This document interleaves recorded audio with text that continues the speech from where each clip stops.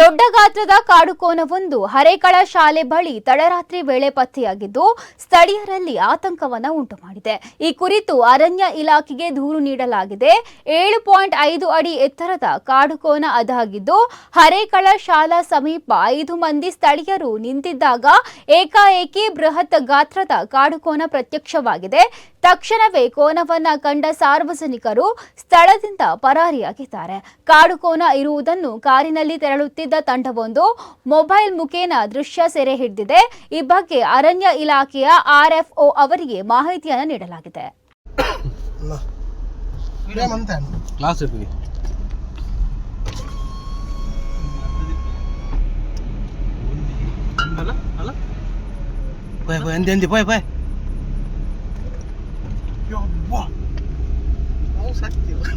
video